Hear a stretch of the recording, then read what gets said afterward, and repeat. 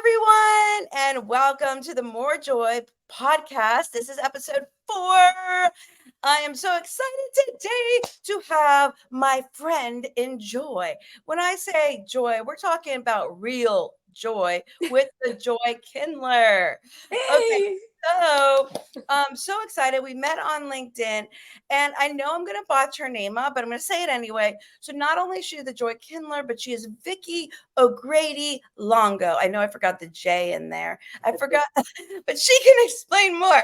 Anyway, she has a very long, beautiful name for a beautiful, beautiful human that brightens up my day and so many others every single day. And I'm just so grateful. We actually met on another podcast, and the best thing that came out of that podcast is our friendship.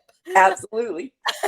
So, like, you know what? When you sometimes you don't know like what was the purpose for something. Sometimes it could be an alternate purpose that you didn't even know you were supposed to meet someone at where you're going to be, and there's a blessing behind it. So always be open to possibilities like this, because we have developed the most beautiful friendship offline. And I'm going to soon see her for the More Joy retreat weekend, which I am literally bursting at the seams about. But I'm going to hand it over to Vicki for a brief introduction. She is just amazing. Y'all are going to love the Joy Kindler. Well, first of all, everybody needs to have a 24-ounce mug of coffee to spread some joy, because coffee always brings me joy in the morning. Yes, it Cheers. does. Cheers to your cup of joy with my spread joy. Anyway, it's so lovely to be here, and I'm so just grateful. I think just to start talking about joy, my friend Kevin Monroe over at the Gratitude Encounter always says that joy is better experienced than it is explained. And, Hmm, you know, love that. yeah, because a lot of people are like, well, how can you get academic about joy? How can you share joy? So you can look at the DNA of joy, which is something that I study as a geneticist. You can look Y'all, at, did you hear that? Let's repeat that. A geneticist for the DNA of joy. We're talking real joy science right here. yeah, because there is a gene for happiness. And I couldn't exactly quote it right now, but there is a special type of gene that some people that are happier, more optimistic have. So joy can be environmental. It can be something that comes to you just from the environment. But for most of us, it's eternal. It's a birthright. It's something that's given to us when we're born. And I think somehow throughout the years of our life, we kind of walk away from it. And Cindy, you I and think you not only walk away from it, I think there's circumstances that happen that and I guess in terms, like you said, walk away from it, but there's circumstances that kind of squash our joy of when we're younger. yeah, and we have experiences, and we have developmental phases, we have parents and people Yeah, around us that don't have all the tools in their toolbox, and then you have absolutely. teachers that don't really want to teach, but sometimes you just become open to observing.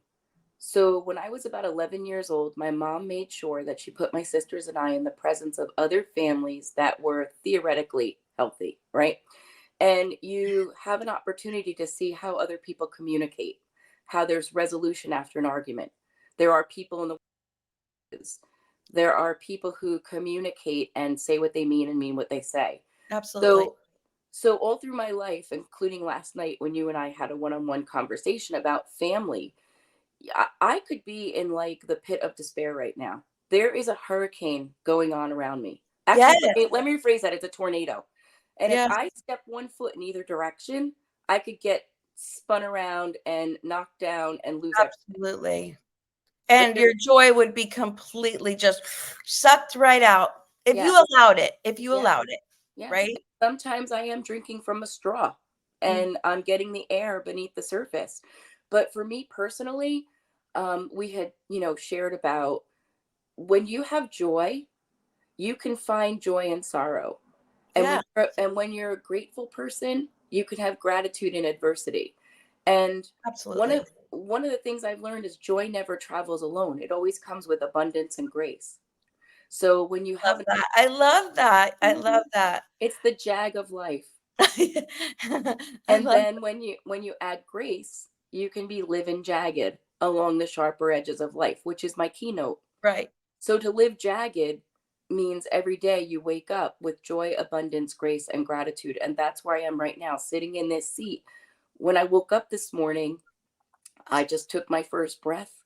I thanked God I was alive. And I knew I was going to go out and have another day to serve, regardless of what. Yes. That is it. You just nailed it. When we give back, when we give, that's when our heart also fills up with so much abundance of joy. It just makes the biggest difference. It's a mindset, it's a perspective, how you choose to see your circumstance. Like you said, you could have sat there this morning and you could have had the biggest pity party. You could have stepped in either direction and taken a whirlwind into depression and gotten back into bed. Yeah. I've done that many times in the past. I just couldn't even find the energy to, like, open my eyes and take a step into the world. Yeah. So, I get that, but today you didn't do that. You made a different choice, and everybody has that choice, right? Yeah. You can choose joy, and that's how you find more joy. So your platform is more joy, my platform is choosing joy and leading people to their soul story. So how do you get back in a job that you don't like, or in a relationship that's suffocating you, or how do you speak your truth and live from your own soul, because we only have one movie. This is it. And we're the editors, and we let everyone else write our story. We let Oh, you're hitting a really good topic right now. Yeah. We Don't give someone else the keys to your car. No, don't give them the pen for your page. And I, Right. as women, and listen, there's nothing about, all the politically stuff that's going on in the world right now about my soul. I'm a woman. I chose to get married and I love my husband. I didn't lose myself in my relationship. A lot of people do. And when I talk to younger girls and I mentor them about that gut instinct that they have in relationships, when you get that feeling that you're not heading in the right direction, or you're doing something that you don't really want to do, that's when you have to stop and listen to yourself and ask yourself, why am I feeling this way? What does my heart want? And Mhm. sometimes what your heart wants is a lot It's not different. always easy. You might have to take a U-turn. And it's okay. That's why there's a road going the other direction. Right? You have to pause and be true to yourself. You bring up a really Yeah. good topic, and I call it authenticity. Hmm. And be real when you can really find who you are and stand in truth, and be who you are every single day in every single circumstance. So I'm the same person here today as I am if I go to the store, if I talk to my husband, I'm always going to be the same person. Me too. And when you're free to choose to be exactly who you are, that to me is where I found the root, the foundation of my joy, is when I really got into myself and just let myself fly. Like, I don't care what anybody else says, thinks, it doesn't matter. I'm just me. I was designed to be me, and I love me, and it was life-changing, honestly. I wish I learned it earlier. Me too, but sometimes I think that you can't learn it earlier. You can only learn it as you go through it, because life's a journey. That's And I right. think for each of us, the experiences and that failing forward is what makes us richer. So for me, this all started, as I told you, about 11 years old. I started looking at people and wondering, like, what was their family like? I knew what my situation was like, but I just wanted to learn more about what motivated people. So as I went through my life, I've had different careers. I've pretty much been in the pharmaceutical space on the sales side, which has a lot to do with motivation. And I went back to grad school at 55 Wow, because I didn't know that, Vicki. yeah, because we can. Because we're women and we can have it all. We just can't have it all at once. We have Right. Just to, like I wrote my book at 52. yeah, You're never too old or too late. You didn't miss the boat. You no, can start right now. absolutely. And that's the message. Start from where you are. Yeah. Start from where you are. Write it down on a piece of paper. What was the thing that you dreamed you wanted to be when you were little? And then take a look at where you are now and see how that aligns with your original dream. It's okay to dream, and it's okay to be in a parallel role, or it's okay to be doing something that's like what you thought you wanted to do, but it's not too late. I mean, maybe it's too late. For me though, I've changed over the years. Yes. Like, I don't e even remember, like, when I was a little girl. I just have evolved over time and changed what I want out of life. So, sometimes you have the ability to change too. You don't have to keep your childhood dream either. Yes, and it morphs. Like you Right. like, because as you become more aware of who you are, your interests change, your hobbies Yes. change, and it's Yes. okay. Like for me, I'm not going back to medical school at 59. I would love to, but I'm not. Maybe I'll get a PhD in learning or a PhD in joy, if there even exists one. But, when I went to grad school, I did executive leadership, and my thesis was on the soul of a corporation is based on the soul of its people. I SOLE. yes, I love that. Yeah, and that led me to really looking at the DNA of human motivation and looking at all the experts and just trying to find my way through the literature to really discern that the culture part of what's missing in most people's lives is there's no belonging. So we go to work. That's a good one. That is a good one. Yes, that's Yeah, true. We're seeing that. yeah, People and are that's what. so lonely. Yes, there's no belonging, there's no camaraderie, and now post pandemic, people don't really want to go back to the office, but we're social creatures. We need to be in relationships, and a lot of us are, like here we are on a podcast, right? A lot of us are one degree away from a veil of technology to connecting. So how can we be so connected as a world, but so disconnected as human beings? That's the truth. That is so powerful what you just said. Yeah, And technology can be good or bad. I mean, there's positives and negatives to it. I'm grateful that right now we're able to meet each other where we're at, yeah, but at the same time, I really believe that it causes a lot of anxiety and depression for a majority of the people because they're out there comparing themselves to what they see, which may or may not even be true. Most of the time, it's not. And they're comparing themselves to someone else's highlight reel or their 1 second of fake, posed yeah, picture. And then they think their life is just horrible and it leads to immense depression. I know this because I was one of those people. I yeah, totally did do that. So I know that comparison is the thief of joy. it And is. that is something everybody needs to stop. And that was one of the first things I did to get my joy back is I got off all social media for maybe like 7 months, and that's when I wrote my book. I was able to write a whole book in the time I was off social media because I was focusing on me Yeah, instead of other people. yeah. Lesson learned. Lesson learned. You had shared with me put timers. Yeah, When you're a keynote speaker and when you're out there working, a parallel job, there's a lot of people to follow up with. And there are days that's where, hard. the post is on LinkedIn, it's on Instagram, it's on Facebook, it's on Twitter, now it's on Threads. Where else am I going to go? I'm not joining TikTok. I just can't do another thing. And, I Do not. feel, You're already doing too much because you also have family, you have yeah, self-care and balance. yeah. But I have this desire to connect with people because I have another saying. I always say, like, when I meet you and I get to know you, I don't snorkel. I Yes, take scuba dive.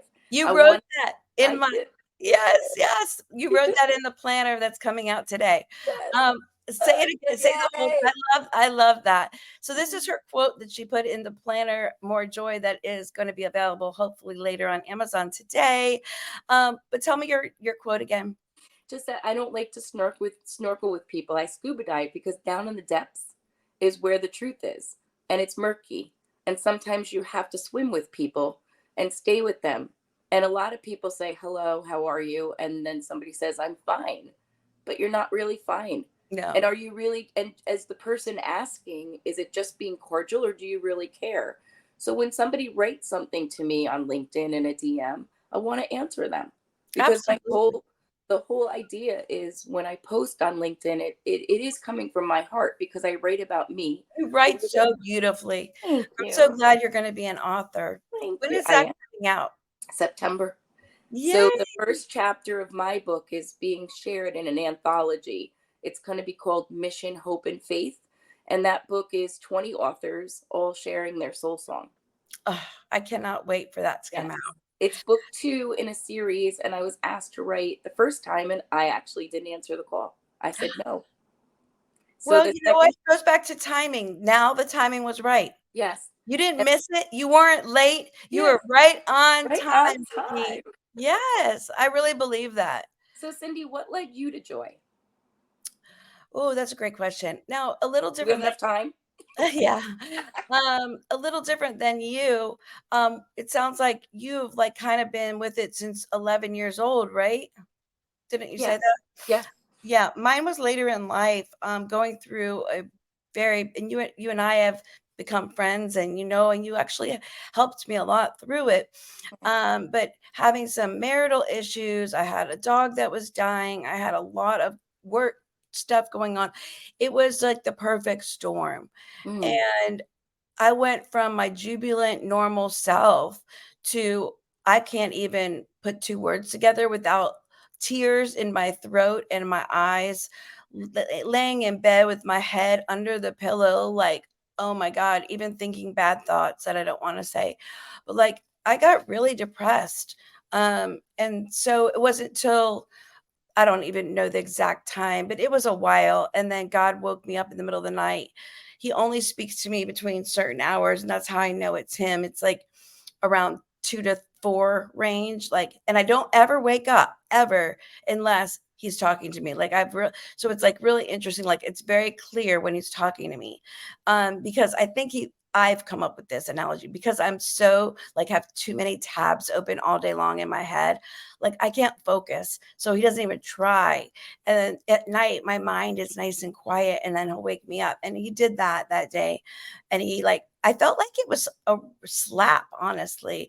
I remember it being a slap. And he woke me up and he said, I did not design you for this. Get up, stop this nonsense. You were designed for more joy. yeah. And it took still like I wasn't sure if that was him. And then it took like me battling myself a little bit before I really believed that was true. And then I got like one toe out of bed, and then one foot, then one leg, and then like slowly I started seeking more joy and doing all sorts of things to fill myself up. And then I found myself like overflowing with joy that I didn't even know where it came from. And it was spilling onto other people. And I was making a big difference. And I was like, wait a minute. If this helped me, what I've just been through, it can help other people. And that's how I ended up putting like my journal into a book and helping other people. So beautiful. But that's what it is. It's about being messengers. When we receive the message, I call those divine appointments. That's Because right. if we're open, right, and we're listening and we can hear, then we're given resources and we're given gifts. And everybody, I don't care who you are, you might not even know what it is. My gift is the gift of hospitality. So I'm very warm and welcoming. I understand how to connect with people. I can win other people over. I know my strengths. There's a You're lot. amazing. I cannot wait to give you a hug. No, I can't. But like, there's a lot of assessments that you can take as a young woman or even an older woman. And I think we sell ourselves short when we look at ourselves as confined in a box. All you have to do is open the lid and you can get out. Like, we get in this situation where we're stuck in our mind and we're swirling in chatter. Yeah, Matter that's of fact, there's a great book on the market now called Chatter. And I think the author's last name is Cross, Kross. And it was recommended to me by my mentor and good friend, Paul Harry, who's a belonging coach and does heart based leadership out of Seattle. He's incredible. But he told me to read this book because it's all about that inner voice.